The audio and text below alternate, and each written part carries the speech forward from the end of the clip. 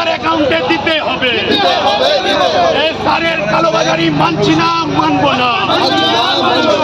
কৃষকের কাছ থেকে 5 থেকে 10 কেজি ধলতা নেওয়া হচ্ছে কেন? এই সরকার জবাব চাই, জবাব দাও। 9 দফা দাবিতে বিডিও অফিসে আজ ডেপুটেশন দিল সিপিআইএমের কৃষক সংগঠন সারা ভারত কৃষক সভা। গৌতম বর্মন সারা ভারত কৃষক সভার ইসলামপুর উত্তর ব্লক কমিটির সম্পাদক জানান, মোট 9 দফা দাবি ভিত্তিক এই ডেপুটেশন দেওয়া হয়, যার মধ্যে কুইন্টাল প্রতি 5 থেকে 10 কেজি ধলতা নেওয়া অবিলম্বে বন্ধ করতে হবে সহ অবিলম্বে সরকার পক্ষ থেকে প্রতি পঞ্চায়েতে ধান ক্রয় কেন্দ্র চালু করতে হবে, ধান বিক্রির 3 দিনের মধ্যে কৃষকদের টাকা পরিশোধ করতে হবে, অবিলম্বে 100 দিনের কাজ চালু করতে হবে সহ একাধিক দাবিতে আজ ইসলামপুরের বিডিও অফিসে ডেপুটেশন প্রদান করা হয়। ইসলামপুর বাস টার্মিনাস থেকে আজ মিছিল করে বিডিও অফিস আসে সারা ভারত কৃষক সভার নেতৃত্ব ও সমর্থকেরা। আজ বিডিও অফিস চত্বরে পুলিশ মোতায়েন ছিল। 9 দফা দাবির মধ্যে ধান রিলেটেড 3টে দাবি আছে। এই কৃষকদের যে ধান বিক্রির যে হয়রানি সেই সংক্রান্ত। আমি ডেপুটেশনে যাওয়ার আগে শুরুতে বক্তব্যে বলেছি যে একটা চক্রব্যূহ তৈরি করে এমন একটা সিন্ডিকেটের চক্র তৈরি করা হয়েছে, যার ফলে কৃষকরা বাধ্য হচ্ছে ফোরেদের কাছে বিক্রি করতে। প্রতি কুইন্টালে 700-800 টাকা ক্ষতি স্বীকার করে তারা বিক্রি করছে। এখন বিডিও সাহেব যেটা বললেন, আমাদের প্রথম দাবি যে ধলতা বন্ধ করতে হবে।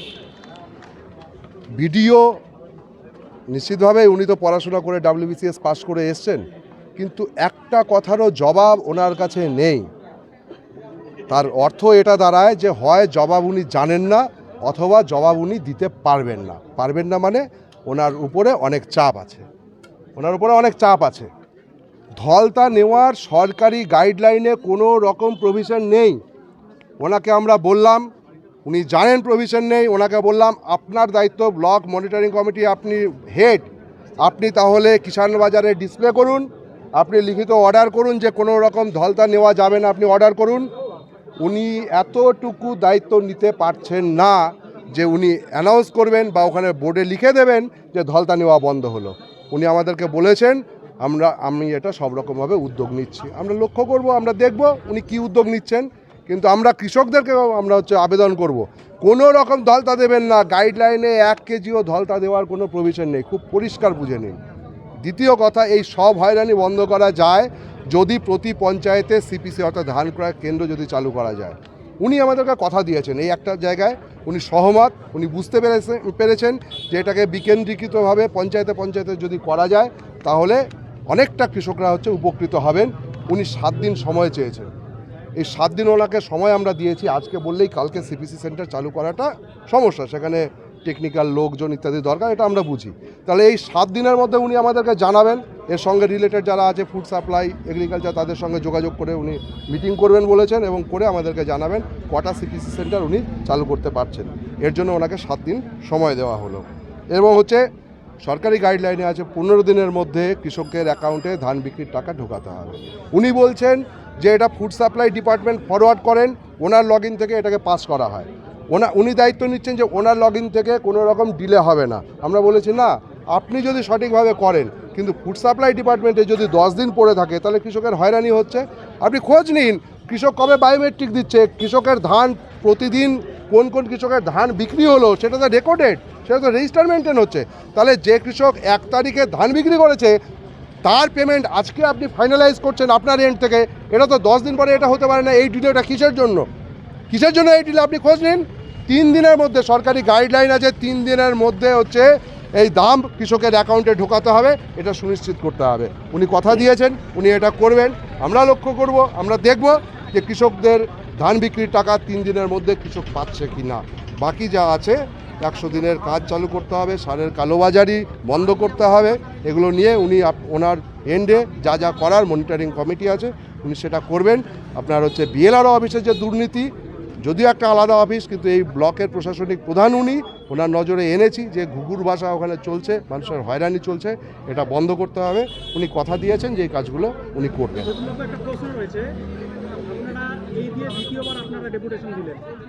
কিন্তু বিষয়টা এরকম হয়ে যাচ্ছে যে এটা একটা ফর্মালিটিস হিসেবে হয়ে যাচ্ছে। না।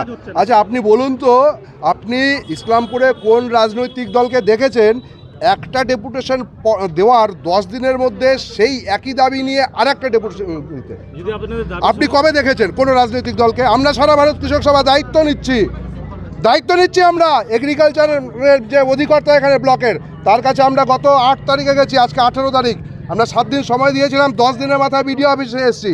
আমরা এর শেষ দেখে ছাড়বো। কৃষকদের বলছি সহযোগিতা করুন, অনুরোধ করছি। ফোরেদের কাছে ধান দেবেন না, ধলতা দেবেন না, সব রকমভাবে লাল ঝান্ডা নিয়ে কৃষক সভা আপনাদের পাশে আছে।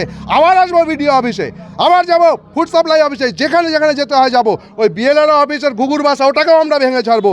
লাল ঝান্ডা জেগে উঠেছে, সারা ভারত কৃষক সভার নেতৃত্বে ঘুঘুর বাসাগুলো ভাঙা হবে। আপনাদের মাধ্যমে সাধারণ কৃষকদের কাছে এই বার্তা দিচ্ছি, কথা দিচ্ছি, আমরা এই দাবিকে আমরা ছাড়বো না। আপনারা পাশে থাকুন, দেখুন এটাকে নিয়ে আমরা লেগে থাকবো। আমাদের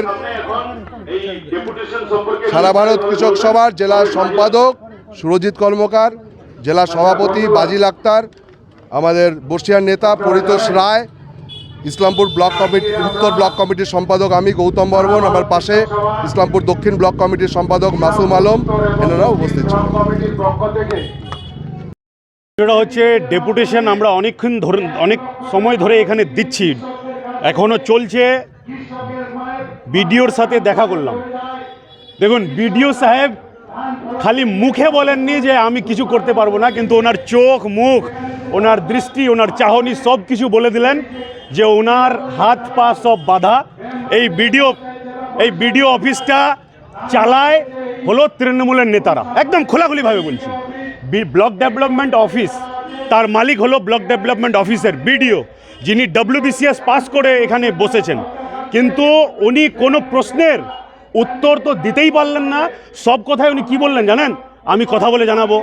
যখন আমরা ওনাকে বললাম যে আমরা কি তাহলে বাইরে গিয়ে যে কৃষকরা বিভিন্ন জায়গা থেকে এসেছে তাদের বলবো যে কাল থেকে ধলতা নেওয়া যাবে না, উনি কি বললেন, না এটা বলবেন না, এটা বললে আমি যদি কার্যকারী করতে না পারি।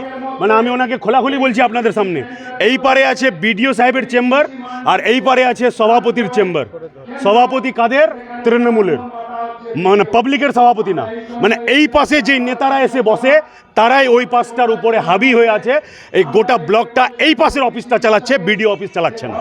আজকে অনুপস্থিত সভাপতি, আজকে অনুপস্থিত। বিষয়টা হচ্ছে যে ওনারা তো কি বলবো, উনি অনুপস্থিত থাকবেন এটাই স্বাভাবিক। আর উনি কেন, যখন আমরা নবান্ন গেছিলাম বিভিন্ন দাবি দাওয়া নিয়ে, যুবদের কাজ, আপনার কৃষকের দাবি দাওয়া নিয়ে যখন আমরা নবান্ন অভিযানে যাই, ইনি তো সভাপতি একজন মাত্র ছোটো মোটো। মমতা ব্যানার্জি 14 তলায় থাকেন না, লাল ঝান্ডা দেখে ছাত্র, যুব, কৃষক, শ্রমিকদের উনি 14 তলা থেকে পালিয়ে গিয়ে ওনার পুলিশকে লেলিয়ে দেন। লেলিয়ে দেওয়ার পর কখনো মইদুল মারা গেছে, কখনো সুদীপ্ত মারা গেছে, কখনো বিদ্যুৎকে মেরে ফেলেছে, কখনো বা বাড়িতে গিয়ে আনিস খানকে মেরে ফেলেছে। সভাপতি বলুন বা মুখ্যমন্ত্রী বলুন, এরা পাবলিকের কথা শুনবে না। এরা শুধু কিভাবে কাটমানি করে ধলতা নিয়ে কিভাবে এদের মানে এদের কালো টাকা এদের আরও বেশি বাড়ে, এরা এই পদ্ধতিতেই বিশ্বাসী করে।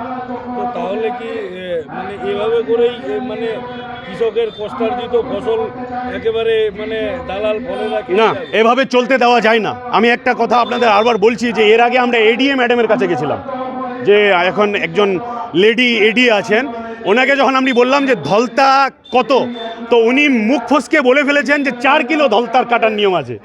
সঙ্গে সঙ্গে আমাদের নেতৃত্ব আমরা বলি যে ওই 4 কিলোর একটা অর্ডার দেন উইথ মেমো নাম্বার। উনি বললেন আমার কাছে নাই, এটার জন্য বিডিও অফিস যান, না হলে ফুড অ্যান্ড সাপ্লাই যান। আজকে বিডিও অফিসে এসেছি, বিডিও বলছে এটা আমার কাছে নাই। তাহলে কার কাছে আছে? দেখুন, ধলতা নেওয়ার কোনো সরকারি নিয়ম নেই। একটা কথা আপনাদের বলে রাখি, এই ধলতার সাথে তৃণমূলের জেলা পরিষদের সদস্যও জড়িয়ে আছে, তৃণমূলের অনেক মেম্বার জড়িয়ে আছে, তৃণমূলের অনেক নেতা, বিভিন্ন কমিটির প্রেসিডেন্ট, সেক্রেটারি জড়িয়ে আছে। এই ধলতার কমিশন প্রতিদিন যদি একজন কৃষকের কাছ থেকে 10 কিলো 8 কিলো ধলতা নেওয়া হয়, তাহলে কত টাকা, কত লাখ লাখ টাকা। এই লাখ লাখ টাকা খালি এটা ভাববেন না, এডিএ অফিস বা এই বিডিও অফিস, আমি যেটা বললাম, উনি এডিএ হোক, বিডিও হোক বা যে কোনো অফিসার হোক, তারা হলো হাতের পুতুল। তাদের ম্যানেজ করে, তাদের নাচায় হলো তৃণমূলের নেতারা। তারা নিজের বাড়ি, গাড়ি, নিজের ব্যাংক ব্যালেন্স বাড়াচ্ছে কৃষকদের মেরে। এটা চলবে না, আমরা বলে দিয়েছি বিডিও সাহেবকে। এরপরে কি হবে? আমরা সেই সংগঠন থেকে বিলং করি যেই সংগঠন মোদী সরকারকে 3টা কালা আইন বাতিল করতে বাধ্য করেছিল। তার নেতা ছিলেন কমরেড হান্নান মোল্লা। আমরা সেই কিষাণ সভার সৈনিক। আমরা এই যে ধলতা এটা চলতে দেব না। এরপরে কি হবে? বিডিও অফিসে ঘেরাও করব। স্বামীবাবু, বিষয়টা হচ্ছে যে মানে একটা শুধু ইসলামপুরের ভিডিও বা একটা ইসলামপুর কৃষি একদম ঠিক। আমাদের তো এটা সাফ কথা যে সকল দুর্নীতির মাথা হলো মমতা ব্যানার্জি এবং অভিষেক ব্যানার্জি। ঠিকই বলেছেন। শুধু এটা একটা ইসলামপুর বিডিও অফিসের ব্যাপার না, গোটা পশ্চিমবঙ্গের যত অফিস আছে সেখানে মমতা ব্যানার্জি, অভিষেক ব্যানার্জি তার এজেন্ট বসিয়েছেন। কেউ মেম্বার হিসাবে কাজ করছেন, কেউ সভাপতি হিসাবে কাজ করছেন, কেউ ব্লক প্রেসিডেন্ট হিসাবে কাজ করছেন, কেউ জেলা প্রেসিডেন্ট হিসাবে কাজ করছেন। এগুলো হলো কি বলছে কালেকশন এজেন্ট। টাকা আদায় করে এগুলো সব যায় টাকা কালীঘাটে। আমি একটা কথা বলছি, এই যে দুর্নীতি, বালি পাচার, গরু পাচার, সোনা পাচার, কয়লা পাচার, সব কিছুতে যুক্ত আছে মমতা এবং মমতার ভাইপো অভিষেক ব্যানার্জি। আচ্ছা, একটা কথা বলুন তো, যে কৃষকের কি কোনো পার্টি হয়? কৃষক হয়। সে তৃণমূল হতে পারে, বিজেপি হতে পারে, কংগ্রেস হতে পারে, নির্দল হতে পারে। কৃষকের কোনো ধর্ম হয় না। সে হিন্দু হতে পারে, মুসলমান হতে পারে, সে নাস্তিক হতে পারে, খ্রিস্টান হতে পারে, জৈন হতে পারে। কিন্তু আজকে আমরা দেখছি যে এই এরা সকল কৃষককে লুটে পুটে খাচ্ছে। আজকে ওই দিন দেখলাম আপনাদেরই চ্যানেলের মাধ্যমে এক তৃণমূলের নেতা, প্রাক্তন ব্লক মেম্বার, ও বলছে আমি যখন বললাম যে আমি ব্লক মেম্বার, তারপরে আমার কাছ থেকে 5 কিলো কম নিল, বাকি সবার 10 কিলো করে নিচ্ছে। আপনারাই তো চালিয়েছেন। তো এটা শুধু এক বিডিও অফিস বা এক বিএলআর অফিসের ব্যাপার না, গোটা পশ্চিমবাংলায় কাটমানি থানা থেকে শুরু করে, শুনে রাখুন, পুলিশ স্টেশন থেকে শুরু করে বিএলআরও, এসডিএলআরও, আপনার এসডিও, বিডিও অফিস, সব জায়গায় তৃণমূলের মমতা ব্যানার্জি এবং অভিষেক ব্যানার্জি তাদের এজেন্ট বসিয়ে টাকা সংগ্রহ করছে এবং সাধারণ খেটে খাওয়া মেহনতি গরিব মানুষের উপর তারা রোলার চালাচ্ছে।